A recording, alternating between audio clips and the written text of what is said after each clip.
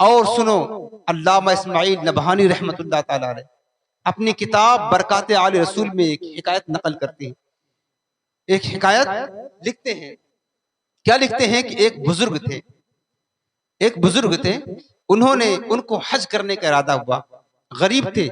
تھوڑا تھوڑا پیسہ کر کے کئی سالوں میں جا کر کے انہوں نے جمع کیا کہ حج کی رقم، اب اس سے ہم حج کرنے جائیں گے. کئی سال گزرنے کے بعد جب وہ حج کی تیاری کرنے لگے اور حج میں جو روپے خرچ ہوتے اتنا انہوں نے جمع کر لیا، اور حج کا موسم قریب آیا تو انہوں نے کیا کیا، اپنی ساری رقم لی اور بازار کی طرف جانے لگے تاکہ جو حج کے ضروری سامان ہیں، جو کام آنے والی چیزیں، اس کو خریدیں اور حج کی تیاری کرے. قافلہ روانہ ہونے والا ہے تاکہ قافلوں کے ساتھ ہم بھی حج بیت اللہ شریف کی سعادت حاصل کر لیں. یہ سوچ کر اپنی ساری رقم جو زندگی بھر کی جمع پونجی تھی اس کو اٹھایا اور بازار کی طرف چل دیے. وہ جا رہے تھے کہ راستے میں ایک پردہ نشین سادہ لباس میں ملبوس ایک خاتون ملی، اور وہ سید زادی تھی، آل رسول تھی. غربت کی وجہ سے سادہ لباس تھا.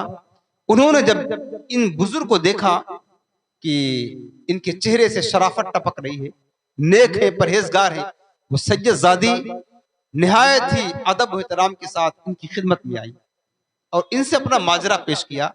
کہا کہ دیکھیں، میں نے آپ کے چہروں کو دیکھا، آپ کا چہرہ بڑا بارونق ہے، آپ شریف النفس لگتے ہیں. میں ایک غریب سید زادی ہوں، میری اولاد ہے، اور آپ ایسا کریں کچھ میرے لیے انتظام کر دیں، میرے بچوں کے لیے کچھ انتظام کر دیں، اور یاد رکھنا آپ میری خدمت کریں گے، میرے نانا جان جلد ہی اس خدمت کا صلہ آپ کو ضرور عطا فرمائیں گے. انہوں نے اپنی مجبوری ان کے سامنے رکھ دی. وہ تو تھے ہی نیک بزرگ تھے. اب بتائیں نا، ایک شخص ہے جس کو بڑے زمانے سے تمنا ہو حج بیت اللہ شریف کے لیے جانے کی، اور بڑے مشکل سے وہ رقم جمع کر پایا ہوں، اب وہ منزل آ گئی کہ خانہ کعبہ دیکھنا چاہتا ہے. ایسے موقع پر اپنی ساری رقم اٹھا کر کسی کو دے دینا یہ معمولی بات تو نہیں ہے. جو کچھ ان کے پاس تھا جمع پونجی سب کچھ اٹھایا اور سید زادی کی جھولی میں ڈال دیا اور حج کا ارادہ ملتوی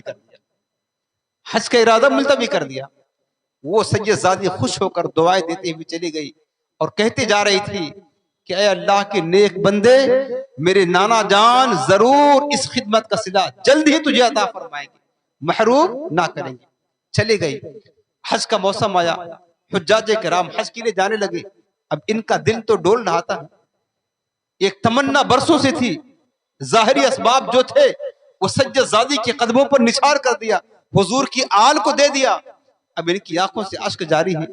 بہرحال لوگ حج کرنے گئے، حج کا زمانہ ختم ہوا، لوگ حج سے واپس آئے. جب لوگ حج سے واپس آئے، ان کے بستی جو قرب و جوار کے لوگ تھے ان کے پاس آ کر کے انہیں حج کی مبارکباد دینے لگے. کہتے ہو مبارک ہو، تمہارا حج کرنا مبارک ہو، تمہارا حج اللہ قبول فرمائے. یہ بڑے حیران تھے، میں تو حج پر جا نہ سکا، یہ لوگ مجھے حج کی مبارکباد کیوں دے رہے ہیں؟ دن بھر مبارکباد آتی، جو ملتا وہ مبارکباد دیتا کہ اللہ کے بندے تجھے مبارک ہو، تیرا حج اللہ قبول فرمائے.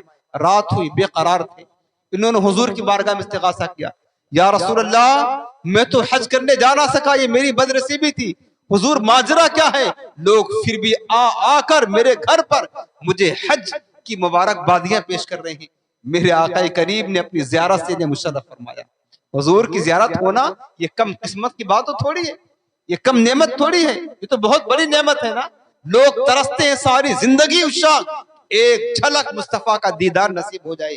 حضور نے اپنی زیارت کروائی اور کہا کہ اے اللہ کے نیک بندے، میرے غلام، تو نے جو اپنی حج کے لیے رقم جمع کیا تھا اس رقم سے میرے آل کی خدمت کی ہے، میرے آل کی حاجات کو تو نے پوری کی ہے. اس میرے آل نے، میری شہزادی نے تجھ سے وعدہ کیا تھا میرے نانا جان اس خدمت کا صلہ جلد ہی تجھے عطا فرمائیں گے. میں تیرے اس ادا پر اور تیری اس خدمت پر بہت خوش ہوا. میں نے اپنے رب سے تیرے لیے دعا کی. جانتے ہو تمہارے رب نے اس دعا کو کیسے قبول کی؟ اللہ رب العالمین نے تمہاری شکل کا ایک فرشتہ پیدا فرمایا جس نے تمہارے طرف سے حج کیا، تمہاری شکل اختیار کر کے اور وہ فرشتہ ہر سال جب بھی حج کا موسم آئے گا قیامت تک تمہاری طرف سے حج کرتا رہے گا اور قیامت تک تجھے اس کا ثواب ملتا رہے گا۔